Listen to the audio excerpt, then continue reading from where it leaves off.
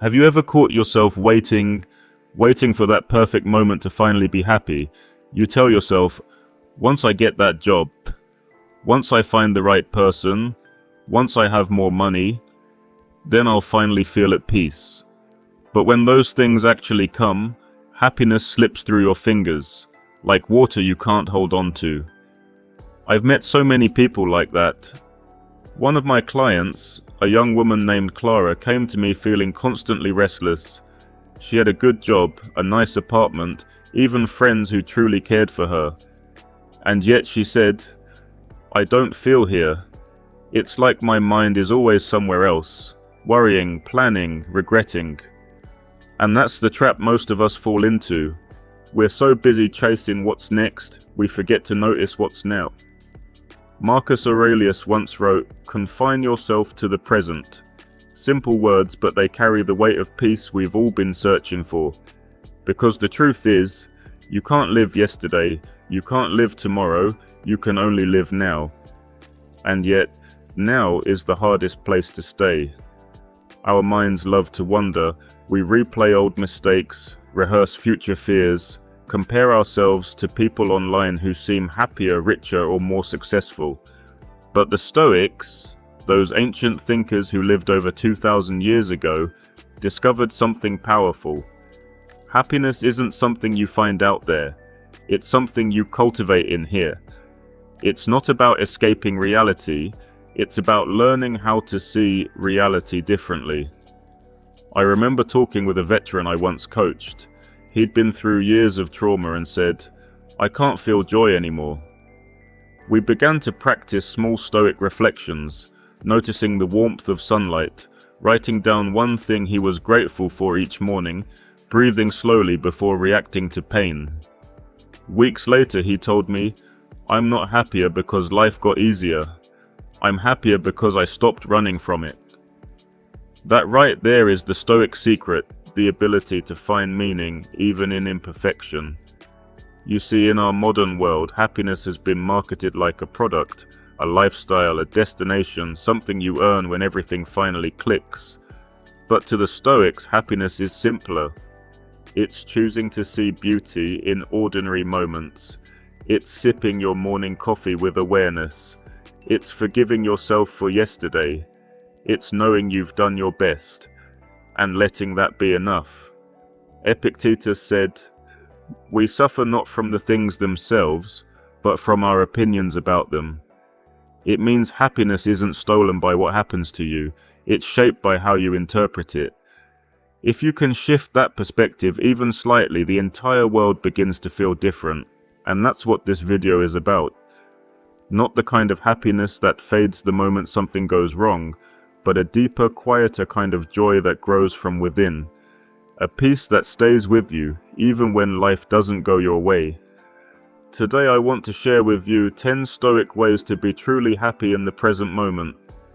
They're not theories, they're not mantras you repeat once and forget, they're practices, small intentional shifts that help you live with more clarity, gratitude and peace. As we go through these, I want you to reflect not just with your mind, but with your heart. Ask yourself, where am I not fully present in my own life? What would happen if I stopped waiting for the perfect moment and started living this one? Because happiness, real happiness, isn't about getting what you want. It's about learning to love what you already have, right here, right now. So take a deep breath, let go of the rush. For the next few minutes, let's slow down together and rediscover the quiet power of being here in this moment. Welcome to Stoic Awakening More. Let's begin. 1. Accept what you can't control. Most of our unhappiness doesn't come from what actually happens. It comes from resisting what happens. We want the world to bend to our will, but life rarely cooperates. A traffic jam, a delayed email, someone misunderstanding your intentions, these are the moments that quietly steal our peace. I once worked with a man named Thomas, a successful architect. On paper, he had everything: career, family, stability. Yet he told me, I wake up angry every morning. Angry at the news, angry at people online, angry at myself. I asked him, What do you actually control in all of this? He paused, and in that silence, something shifted. He realized he'd been carrying the weight of a world he could never fix. That's when I shared with him Epictetus' timeless reminder. Some things are in our control, and some are not. Our task is to know the difference. Happiness begins the moment we stop fighting reality. It's not passive acceptance, it's wise acceptance. It's saying, this is the world as it is right now. What's my next right move? That simple shift turns frustration into freedom. 2. Practice gratitude, even for the ordinary. When was the last time you felt truly grateful for something small? Not a big success or a new milestone, but something ordinary. The sound of rain on your window, your favorite song, a quiet morning where nothing goes wrong. One of the biggest lies of modern life is that happiness is found in what's new. The Stoics believed the opposite, that happiness is found in noticing what's already here. Marcus Aurelius wrote, do not dream of what you don't have. Reflect on the blessings you do possess, and on how much you would long for them if they were not yours. There was a woman I once spoke with during a workshop in Seattle, a single mother of 2. She told me, I used to think my life was just chaos and exhaustion. But then, one day, my daughter fell asleep on my shoulder, and I realized this chaos is also love. That's the power of gratitude. It turns not enough into already full. If you start each day by acknowledging 3 things you're thankful for, not because life is perfect, but because it's real, you begin to train your mind to see abundance instead of absence, and that shift changes everything. 3. Slow down, be fully present. We live in a world addicted to speed, fast food, fast news, fast success, but the Stoics believe that a life lived too fast is a life half lived. Seneca once said, it's not that we have a short time to live, but that we waste much of it. And that's true,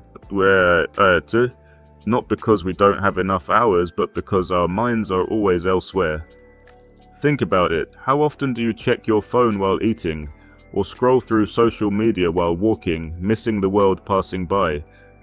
We're constantly doing, rarely being. I remember coaching a corporate executive who told me, I feel like I'm running a race that never ends. I asked him to try something radical. Every day for 10 minutes, do nothing. Just sit, breathe, observe, no music, no phone, no goals. At first he hated it, but after 2 weeks, he said, I finally heard my own thoughts again.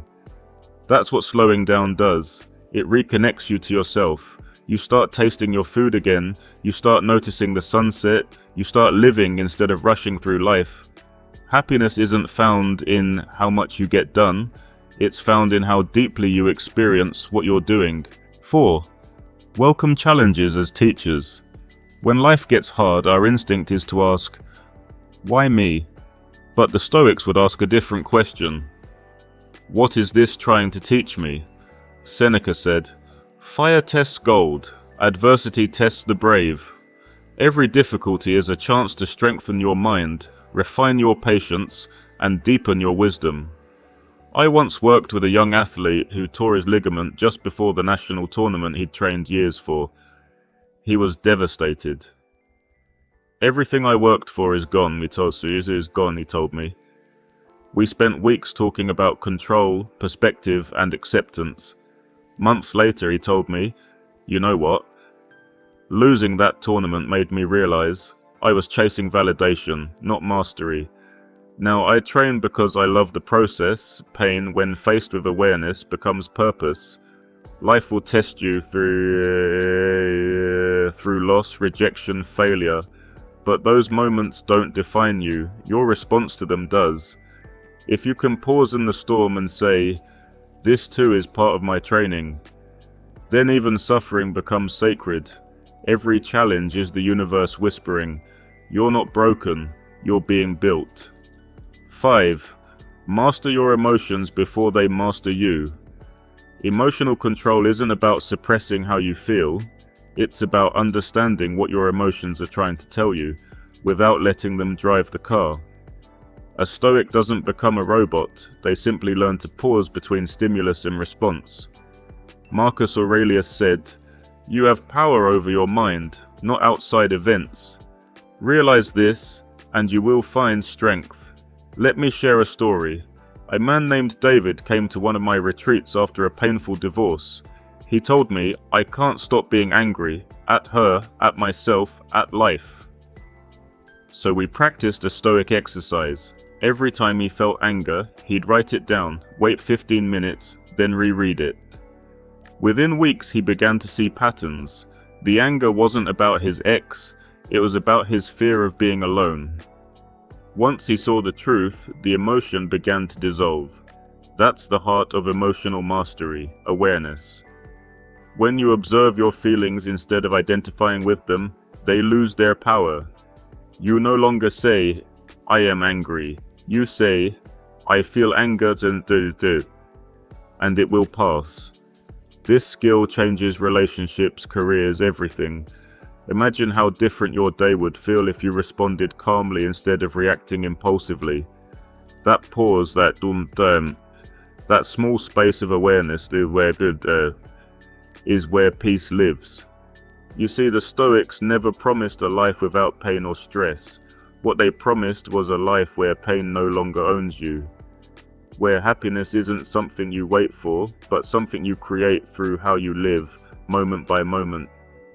When you begin to accept what you can't control, to feel gratitude for what you have, to slow down and be present, to welcome challenges as teachers, and to master your emotions, you start to taste the kind of peace that doesn't depend on circumstances.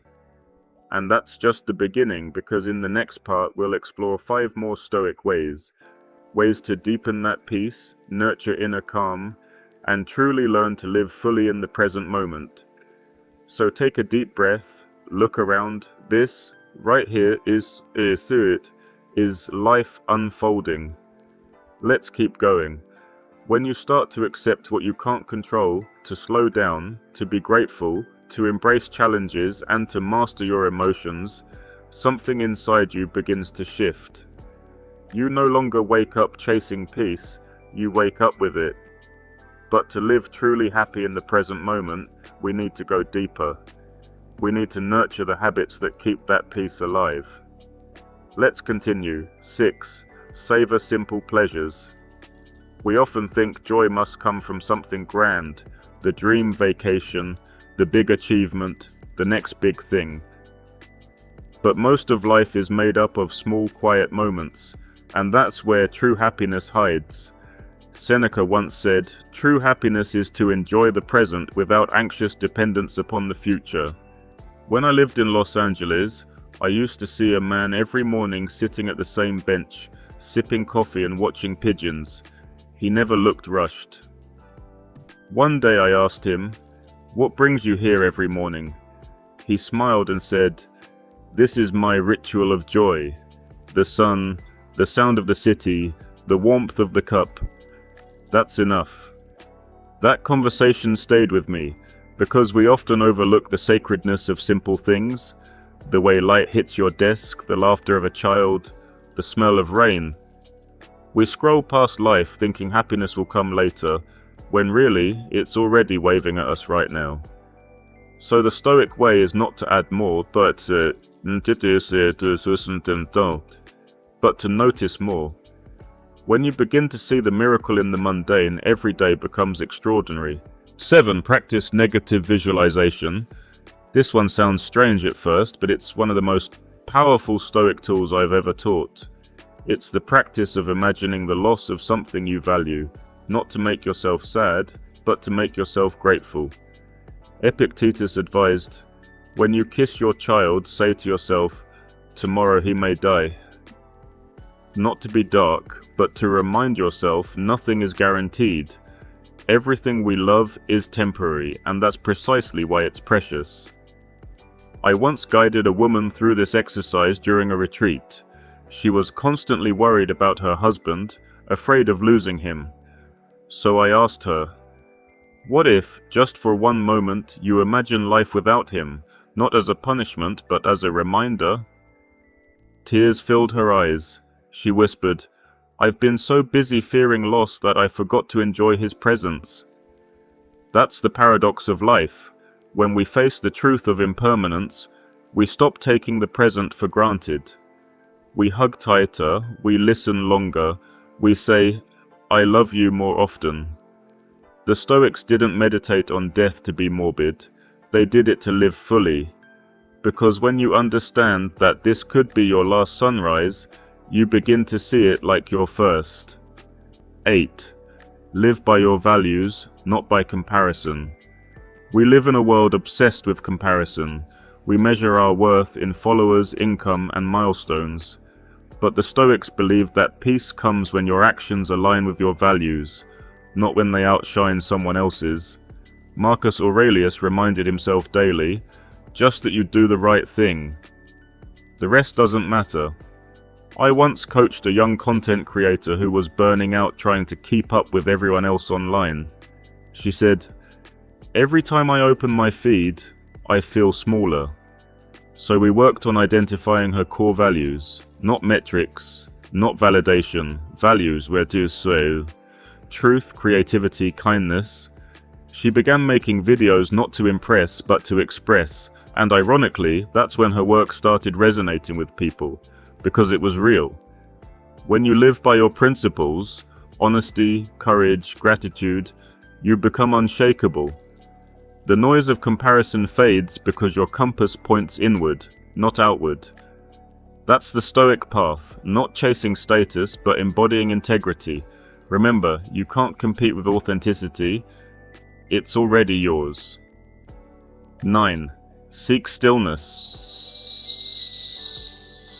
Even in chaos, stillness is not the absence of movement, it's the presence of clarity. It's that inner quiet where your thoughts slow down and life feels less like a storm and more like a rhythm you can dance with. In our world, silence has become uncomfortable. The moment we pause, we reach for our phones, music, noise, anything to avoid being alone with our thoughts. But the Stoics practiced solitude daily. Marcus Aurelius wrote in his journal every night, not to sound wise, but to listen to his own mind. I remember teaching meditation to a group of busy professionals in New York. One man said, I can't do it, my dear, my mind is too loud. I told him, that's it is. That's exactly why you need to try. A few weeks later, he came back and said, I didn't silence my thoughts, I do so. I just stopped being scared of them. That's the gift of stillness. You stop reacting and start reflecting. You begin to see your emotions like waves, temporary rising and falling. And in that awareness, happiness naturally grows. So take time each day, maybe 5 minutes in the morning or before bed, to be still, sit, breathe, and ask yourself, what really matters today?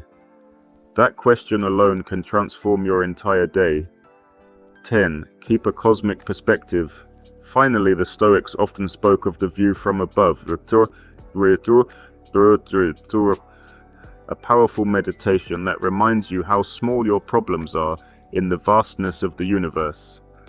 Imagine this, you rise above your city, higher and higher, seeing streets, people, lights, oceans, continents. Soon Earth becomes a blue marble suspended in silence. From up there, the things that once consumed you, the argument, the deadline, the disappointment, shrink to dust.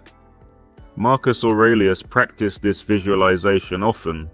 He wrote, observe how ephemeral and worthless human things are. Yesterday, a drop of semen, tomorrow, a handful of ashes. Harsh maybe, but freeing, because when you see how small you are in the cosmos, you stop letting every inconvenience feel like the end of the world. You learn humility, and with humility comes peace.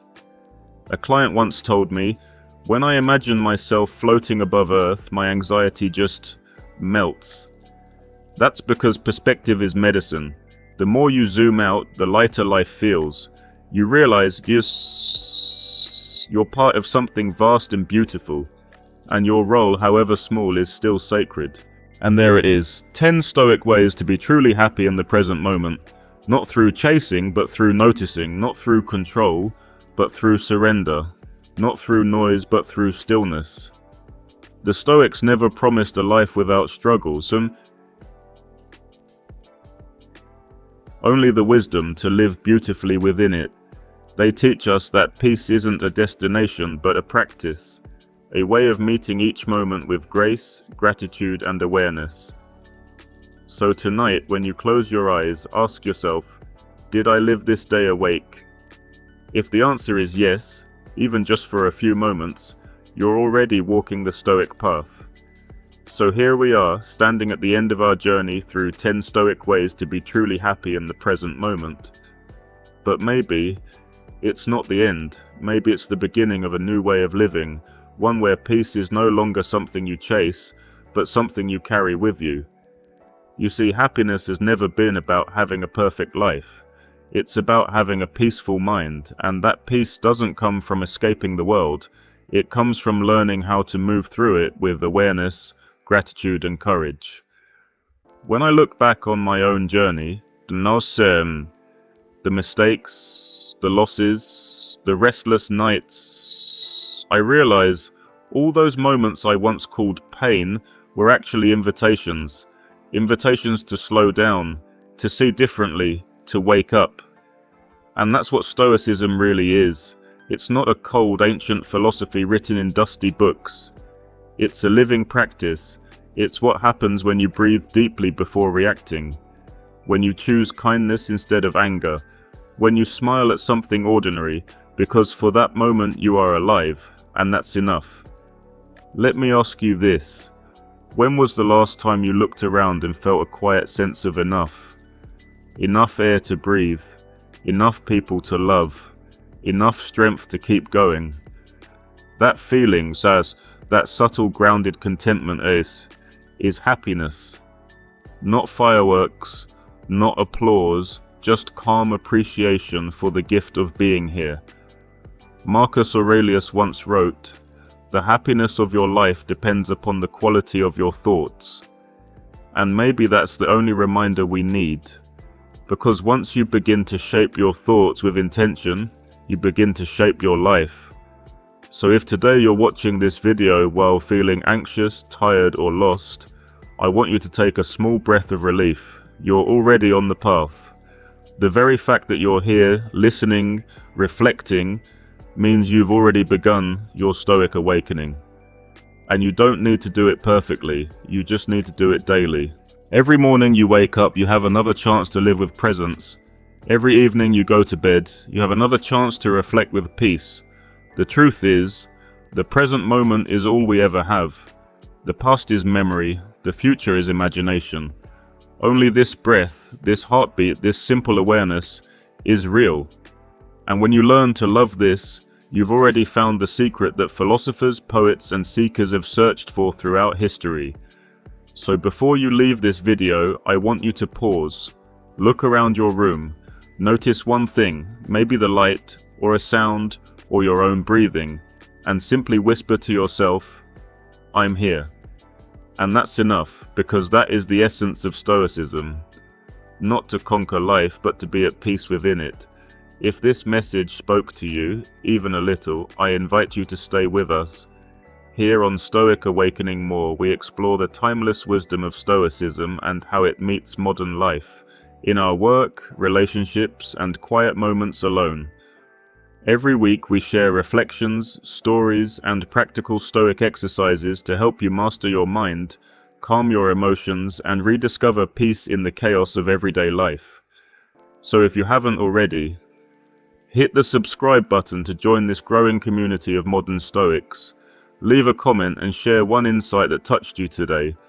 I personally read every one. And if this video helped you, share it with someone who might need a little stillness in their day, because happiness multiplies when it's shared. This is Stoic Awakening More. I'm grateful that you're here. Until next time, take a deep breath, stay grounded, and remember, peace is not found in the next moment, it's found in this one.